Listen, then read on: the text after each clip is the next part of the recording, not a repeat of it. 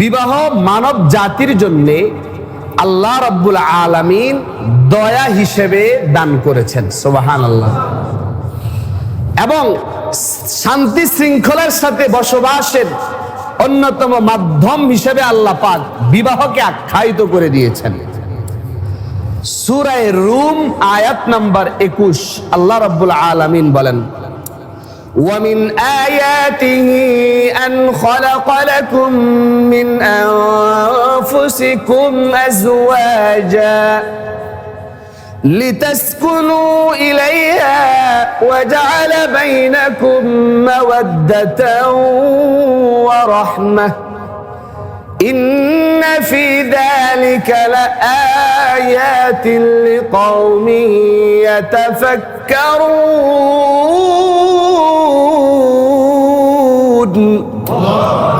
আল্লাহ বলেন, আল্লাহ পাকের অনেক নিদর্শন এই সারা দুনিয়াতে আছে না নাই? আছে। যেদিকেই তাকাবো সেদিকেই আল্লাহ পাকের সৃষ্টির নিদর্শনগুলো আমাদের চোখের সামনে ভাসমান হয়ে যায়। আল্লাহ বলেন, আমার অসংখ্য অগণিত নিদর্শনগুলোর মধ্যে একটা নিদর্শন হলো আমি আল্লাহ তোমাদের নিজেদের থেকে আজওয়াজা, তোমাদের স্ত্রীদেরকে সৃষ্টি করেছি, সুবহানাল্লাহ। আমার অন্যতম একটা নিদর্শন, তোমাদের থেকেই তোমাদের জীবন সঙ্গিনী, তোমাদের ওয়াইফ, তোমাদের স্ত্রীকে আমি আল্লাহ তোমার বাম পাজরের হাত থেকে সৃষ্টি করেছি। এটা আমি আল্লাহর অনেক বড় একটা নিদর্শন, সুবহানাল্লাহ। কেন সৃষ্টি করেছি? আল্লাহ বলেন, লিতাসকুনু ইলাইহা, যাতে করে তুমি তার সাথে বসবাস করে শান্তি এবং শৃঙ্খলা অনুভব করতে পারো, সুবহানাল্লাহ। তুমি তার সাথে যাতে শান্তিতে বসবাস করতে পারো, এই জন্য আমি আল্লাহ তোমার বাম পাজরের হাত থেকে তোমার স্ত্রীকে বানাইলাম, সুবহানাল্লাহ বলেন। 2 নাম্বার, ওয়াজআলা বাইনাকুম মাওয়াদ্দাতাও ওয়া রাহমাহ, এবং শান্তিতে বসবাস করার জন্য দুটো জিনিস প্রয়োজন। 1 নাম্বার ভালোবাসা, 2 নাম্বার দয়া। আমি আল্লাহ তোমাদের স্বামী স্ত্রীর মাঝে চূড়ান্ত পর্যায়ের ভালোবাসা এবং দয়া ঢেলে দিলাম, সুবহানাল্লাহ। সূরাতুল আ'রাফ আয়াত নাম্বার 189 আল্লাহ বলেন, হুয়াল্লাযী খালাকাকুম মিন নাফসিন ওয়াহিদাহ وجعل منها زوجها ليسكن إليها। আল্লাহ বলেন, পবিত্র ওই সত্তা, হুয়াল্লাযী, তিনি হলেন ওই সত্তা যিনি তোমাদেরকে একজন থেকে সৃষ্টি করেছেন এবং তার থেকে তার স্ত্রীকে সৃষ্টি করেছেন যাতে করে সে দুনিয়াতে শান্তিতে বসবাস করতে পারে, সুবহানাল্লাহ বিহামদি। খুব ভালো করে আয়াতগুলো বুঝবেন।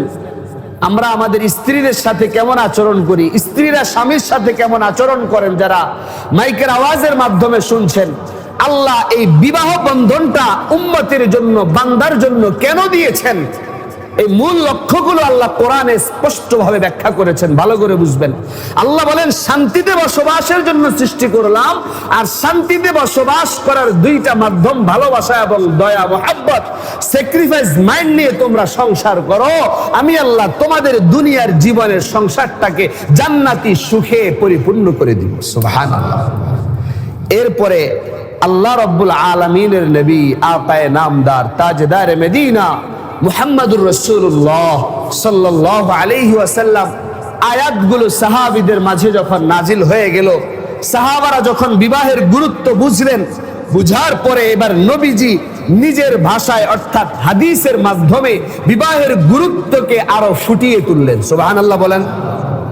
হাদিসের কিতাবের নাম সহিহ বুখারী, বুখারী শরীফের 5065 নম্বর হাদিস। বর্ণনাকারী হযরতে আব্দুল্লাহ ইবনে মাসউদ রাদিয়াল্লাহু তাআলা عن عبد الله بن مسعود رضي الله تعالى عنه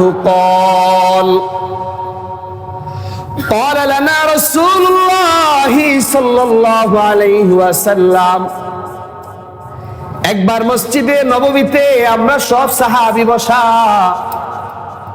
আল্লাহর নবী আমাদের যুবকদেরকে ডাক দিয়া বললেন, যাদের বিবাহের সক্ষমতা ছিল আল্লাহর নবী মসজিদে নববীতে ডাক দিয়া বললেন, ইয়া মাশারাশ শাবাব, হে আমার যুবক সাহাবী যারা আছো ভালো করে শুনবা, মান ইসতাতাআ মিনকুমুল বাআতা ফালইয়াতাযাওয়াজ, তোমাদের মধ্য থেকে যাদের সক্ষমতা আছে, যাদের শারীরিক সক্ষমতা আছে, স্ত্রীকে চালানোর মতো আর্থিক সক্ষমতা আছে, তাকে রাখার মতো ঘরের ব্যবস্থা রয়েছে, এমন সব সক্ষমতা যেই যুবকের মধ্যে আছে, আমি নবী অর্ডার দিলাম সে যেন তাড়াতাড়ি বিবাহ করে। সুবহানাল্লাহ।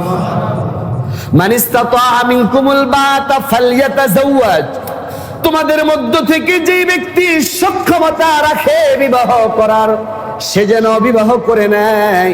ফাইন্নাহু আগাদ্দু লিল বাসার ওয়া আহসানু লিল ফারাজ, কারণ হলো বিবাহ এমন একটা দামি আমল, এই আমলটা সরাসরি আল্লাহ পাক দিয়েছেন। সুবহানাল্লাহ বলেন। বিবাহ এমন একটা দামি আমল, আগাদ্দু লিল বাসার, তুমি যখন বিবাহ করবা অন্য পরনারী থেকে তোমার চোখকে তোমার বিবাহই হেফাজত করবে। সুবহানাল্লাহ। ওয়া আহসানু লিল ফারাজ, এবং বিবাহ এমন একটা দামি ইবাদত, দামি আমল।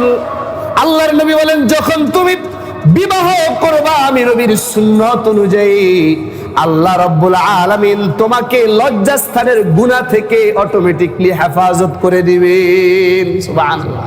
তাহলে নবী বললেন, যারা সক্ষমতা রাখে তারা যেন দ্রুত বিবাহ করে, কারণ বিবাহ চোখকে অবনত রাখে, পরনারীর দিকে দৃষ্টি আর দিতে দিবে না। তখন তার অন্তরে এটা চলে আসবে, আমি যেই নারীর দিকে তাকাচ্ছি তার মতোই তো একটা নারী আমার ঘরে আছে। সুবহানাল্লাহ বলেন। নবী বলেন, তোমার বিবাহের দ্বারা অটোমেটিকলি তোমার চোখ হেফাজত হবে, চোখটা অবনত হয়ে যাবে, আর তোমার লজ্জাস্থান দ্বারা যে গুনাহের সম্ভাবনা সেটাও তোমার বিবাহের মাধ্যমে আল্লাহ পাক সেই গুনাহ থেকে তোমাকে হেফাজত করে দিবেন। সুবহানাল্লাহ। এই জন্য বিবাহ অনেক গুরুত্বপূর্ণ। এখন প্রশ্ন, সক্ষমতা কি? সক্ষমতার মৌলিক যে বিষয় তিনটা জিনিস। এক নাম্বার হলো শারীরিক সক্ষমতা, আপনার পরিপূর্ণ যৌবন রয়েছে, স্ত্রীর হক আদায় করতে পারবেন, শারীরিক হক। দুই নাম্বার, তাকে থাকার মতো বাসস্থান দেওয়ার সক্ষমতা থাকতে হবে। তিন নাম্বার, তার ভরণ পোষণ, খাওয়া দাওয়া, কাপড় চোপড় দেওয়ার সক্ষমতা থাকতে হবে। এই তিন সক্ষমতা থাকলে আপনার জন্য বিবাহ করা আল্লাহর নবীর অন্যতম সুন্নত হয়ে দাঁড়িয়ে যায়। সুবহানাল্লাহ বলেন। এখন যদি সক্ষমতাটা অনেক বেশি হয়, অর্থাৎ আপনার স্ত্রীকে রাখার মতো ঘরেরও ব্যবস্থা আছে, টাকা পয়সারও ব্যবস্থা আছে, এবং শারীরিক অবস্থাটা এমন যে আপনার চাহিদা এত বেশি, যদি বিবাহ না করেন আপনার দ্বারা জিনায় লিপ্ত হওয়ার সম্ভাবনা থেকে যায়, এত বেশি আপনার শারীরিক সক্ষমতা, ওই অবস্থায় আল্লাহর নবী বলেন ওই ব্যক্তির জন্য বিবাহ করা ফরজ হয়ে যায়। সুবহানাল্লাহ বলেন। আপনার শারীরিক সক্ষমতা এত বেশি, গুনাহে লিপ্ত হওয়ার সম্ভাবনা, এবং স্ত্রীকে রাখার মতো ঘরও আছে, এবং তাকে খাওয়ানোর মতো বাসস্থান, এবং তা আপনার কাছে ওই পরিমাণ অর্থও আছে, তাহলে ওই অবস্থায় গুনাহ থেকে বাঁচার লক্ষ্যে আপনার উপরে বিবাহ করা ফরজ হয়ে যায়। সুবহানাল্লাহ বলেন। আর যদি আপনার সক্ষমতা এই পর্যায়ের যে গুনাহে লিপ্ত হওয়ার সম্ভাবনা নাই, সক্ষমতা ঠিক আছে, শরীর সুস্থ, কিন্তু আপনার নিজের উপরে নিয়ন্ত্রণ আছে, গুনাহে আপনি লিপ্ত হবেন না, এবং স্ত্রীকে রাখার মতো ঘর ও ভরণ পোষণের ব্যবস্থাও আছে, তাহলে ওই পর্যায়ে স্বাভাবিক অবস্থায় আপনার উপরে বিবাহ করা সুন্নত। সুবহানাল্লাহ বলেন। তাহলে এক নম্বর পাইলাম ফরজ, যদি গুনাহে লিপ্ত হওয়ার সম্ভাবনা থাকে। যুবক ভাইরা ভালো করে বুঝবেন, অনেকেই সক্ষমতা নাই, বিবিকে একদিন খাওয়ানোর মতো টাকা পয়সাও নাই, কিন্তু মেয়ে আরেক বাড়ি থেকে ভাগায় নিয়ে আসছে, আছে না নাই? আরে ভাই আসতে বলেন কেন, আছে না নাই? তাকে খাওয়ানোর জন্য, পড়ানোর জন্য বাবার টাকা পাঠাইতে হয়, ওই খবর নাই, নিজেই চলতে পারে না, কিন্তু যায় আরেকজনের মেয়েকে ভাগাইয়া অবৈধ প্রেম সম্পর্কের মাধ্যমে নিয়ে আসে, এর দ্বারা নিজের ভবিষ্যৎ নষ্ট করে, ওই মেয়ের হক নষ্ট করে। জোরে বলেন ঠিক না ঠিক? যুবক ভাইয়েরা ভালো করে বুঝবেন, এই সোশ্যাল মিডিয়ার যুগে এই মহামারী প্রত্যেকটা ঘরে ঘরে এখন ছড়ায় গেছে।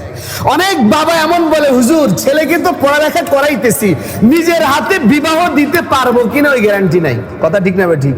বেশিরভাগ সংসার এমন হচ্ছে, প্রতিনিয়ত খবর এমন আসছে, অনেক শখ ছিল, আশা ছিল ছেলেটাকে পড়ালেখা করাবো, ছেলেটাকে নিজের হাতে দেখে শুনে বিবাহ বন্ধনে আবদ্ধ করাবো, একটা প্ল্যানিং থাকে, মা বাবার একটা আশা থাকে, শখ থাকে। কিন্তু ছেলে যখন প্রাপ্তবয়স্ক হয়ে যায়, মা বাবার বুকে লাথি মেরে, মা বাবার বুকে ছুরি চালিয়ে পর্যন্ত অবৈধ সম্পর্কে লিপ্ত হয়ে মা বাবার স্বপ্নকে একদম ভেঙে চুরে চুরমার করে দেয়। জোরে বলেন আছে না নাই? তাহলে যেটা বলতেছিলাম, নবী বলেন যদি সক্ষমতা থাকে তাহলে গুনাহে লিপ্ত হওয়ার সম্ভাবনা থাকলে বিবাহ ফরজ, আর যদি গুনাহে লিপ্ত হওয়ার সম্ভাবনা না থাকে তাহলে সুন্নত। আর যদি আপনার আর্থিক বাসস্থান আছে, টাকা পয়সা আছে, অভাব নাই, কিন্তু আপনার শারীরিক অক্ষমতা, আপনার শারীরিক সক্ষমতা নেই, বিবির হক আদায় করতে পারবেন না, এমন যদি কেউ হয় তাহলে তার জন্য বিবাহ করা হারাম। তার জন্য বিবাহ করা কি হারাম।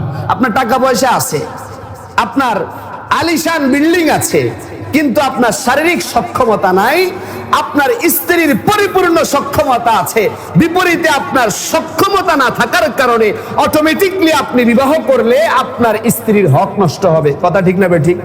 এই জন্যে যদি সক্ষমতা না থাকে, শারীরিক সক্ষমতা না থাকে, তাহলে বিবাহ করা যাবে না। খুব খেয়াল করবেন। আর যদি আপনার আর্থিক অবস্থাও নাই, রাখার মতো ঘরের ব্যবস্থাও নাই, তখনও বিবাহ করা জায়েজ নাই, বিবাহ করা যাবে না, কারণ তখনও আপনি আপনার স্ত্রীর হক নষ্ট করবেন। আল্লাহর নবী এরপরে বলেন, আপনার সক্ষমতা আছে, শারীরিক পরিপূর্ণ সক্ষমতা, তবে বিবিকে রাখার মতো জায়গা নাই, কি করবেন? ওয়ামান লাম ইস্তাতি ফালাইহি বিসওম। আল্লাহর নবী বলেন, আপনার আর্থিক সক্ষমতা হওয়া পর্যন্ত আপনি গুনাহ থেকে বাঁচার লক্ষ্যে রোজা রাখেন। সুবহানাল্লাহ। ফাইন্নাহু লাহু বিজা। কারণ যখন একজন প্রাপ্তবয়স্ক যুবক যখন রোজা রাখবে নিয়ম মেনে, আমাদের দেশের নিয়মে না, আমাদের দেশে রমজানে খাওয়া কম হয় না বেশি হয়? আর একটু জোরে বলেন, বেশি। ওই রোজার যে মূল উদ্দেশ্য, নবী বলেন যদি কেউ নিয়ম অনুযায়ী রোজা রাখে, নবীজি সাহারিতে 2টা খেজুর খেয়ে রোজা রাখতেন। সুবহানাল্লাহ বলেন।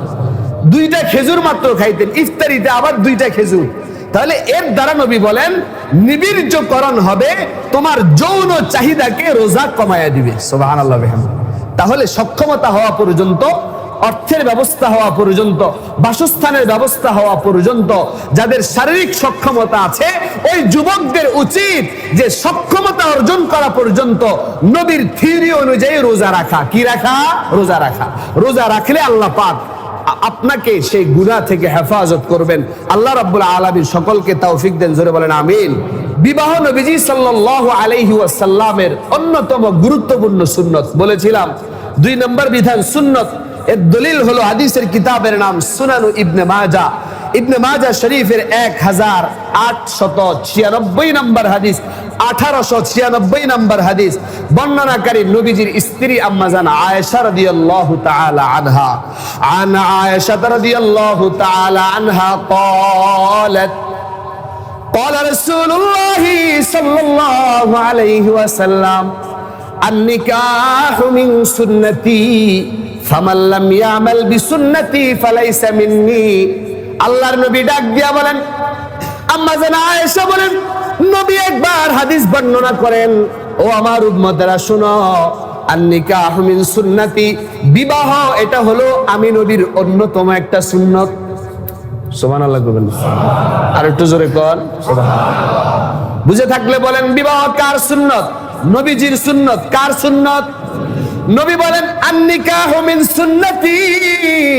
তোমার যদি শারীরিক সক্ষমতা থাকে, তোমার যদি বাসস্থানের সক্ষমতা থাকে, তোমার যদি স্ত্রীর ভরণ পোষণ এর সক্ষমতা থাকে, তখন তোমার উপরে বিবাহ করা আমি নবীর সুন্নত হয়ে যায়। ফামাল্লাম ইয়ামাল বিসুন্নতি, যাদের সক্ষমতা থাকা সত্ত্বেও বিবাহ করবে না, আমার সুন্নতের উপরে আমল করবে না, ফালাইসা মিন্নি, সে আমার উম্মতের অন্তর্ভুক্ত হতে পারবে না। বলেন নাউজুবিল্লাহ।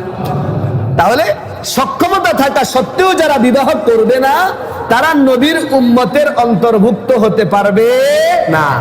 এমন বহু লোক আছে, অনেক আছে যারা বিবাহ করে না, বিবাহ না করে অঢেল সম্পদ, কোটি কোটি টাকার সম্পদ পড়ে আছে। আমাদের জানা মতে আত্মীয় স্বজনের মধ্যে আছে, কোটি কোটি সম্পদ পড়ে আছে, বিবাহ করে না কেন? বিবাহ করলে ছেলে মেয়ে হবে, ছেলে সন্তান হবে, ছেলে সন্তান কথা শুনবে না, এদের জ্বালা যন্ত্রণা সহ্য করতে পারবো না, লেগে বিয়ে করবো না। নাউজুবিল্লাহ কর না। অথচ বিবাহের বিধানটা দিয়েছেন কে? আল্লাহ। আল্লাহর নবী বলেছেন এটা আমার সুন্নাত, যদি কারো সক্ষমতা থাকার পরেও বিবাহ না করে আমার উম্মতের অন্তর্ভুক্ত হতে পারবে না। আল্লাহ আমাদের সকলকে এই গর্হিত কাজ থেকে হেফাজত করেন। 3 নাম্বার, বিবাহ দ্বারা দ্বীনের অর্ধেক পূর্ণ হয়ে যায়। সুবহানাল্লাহ বিহামদিহি। হাদিসের কিতাবের নাম আল বাইহাকি ফি শুআবিল ঈমান। এই কিতাবের 5486 নম্বর হাদিস। বর্ণনাকারী হলেন হযরতে আনাস ইবনে মালিক রাদিয়াল্লাহু তাআলা আন আনাস ইবনে মালিক রাদিয়াল্লাহু তাআলা আনহু قال قال رسول الله صلى الله عليه وسلم إذا تزوج العبد فقد استكمل نصف الدين। বলেন আল্লাহু আকবার। আল্লাহর নবী বলেন, যখন কোন ব্যক্তি নবীর সুন্নাত অনুযায়ী বিবাহ বন্ধনে আবদ্ধ হয়, ফাকাদ ইস্তাকমালা নিসফাদ দ্বীন, সে দ্বীনের অর্ধেককে পরিপূর্ণ করে ফেললো। বলেন সুবহানাল্লাহ।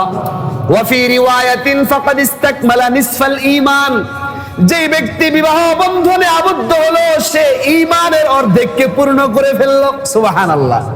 এরপরে যখন সে তার স্ত্রীর হক আদায় করবে এবং অন্যান্য দ্বীনের বাকি বিষয়গুলো, ইবাদতগুলো, হকগুলো ঠিকমতো আদায় করবে, তাহলে সে তার দ্বীনকে পরিপূর্ণ করে ফেলবে, ঈমানকে পরিপূর্ণ করে ফেলবে। বিনিময়ে আল্লাহ তাকে জান্নাত দান করবেন। বলেন আল্লাহু আকবার। আরো জোরে বলেন আল্লাহু আকবার। তাহলে বিবাহের দ্বারা ঈমানের অর্ধেক পরিপূর্ণ হয়, বিবাহের দ্বারা দ্বীনের অর্ধেক পরিপূর্ণ হয়। কারণ হলো বিবাহ এমন একটা দামি ইবাদত, যে ইবাদতের উপকার বর্ণনা করতে গেলে শুধু লিস্ট লম্বা হতে থাকবে, উপকারগুলো শেষ হবে না। এইজন্য এই দামি ইবাদত ঈমানকে পরিপূর্ণ করে ফেলে, ঈমানের অর্ধেককে পরিপূর্ণ করে, দ্বীনের অর্ধেককে পরিপূর্ণ করে নবীজি ঘোষণা দিয়েছেন। এজন্য যাদের সক্ষমতা আছে আল্লাহ রাব্বুল আলামিন আমাদের সকলকে ঈমানকে পরিপূর্ণ করার তৌফিক দান করেন। 4 নাম্বার, যারা বিবাহ বন্ধনে আবদ্ধ হয়, অনেকে ভয় পায় যে বিবাহ হলে আমার তো বেতন হলো 10,000, 8,000, 12,000, 15,000, আমার বিবিকে চালাবো কিভাবে? দ্রব্য মূল্যের যে ঊর্ধ্বগতি বর্তমান সময়ে ভয় পায় কি পায় না? অনেকের ভিতরে এই হীনমন্যতা ভোগে। আল্লাহ রাব্বুল আলামিন এর নবী বলেন, তুমি যখন বিবাহ করবা তোমাকে সাহায্য করার জন্য আল্লাহ পাক রেডি হয়ে যান। সুবহানাল্লাহ। এটা আল্লাহর দায়িত্ব।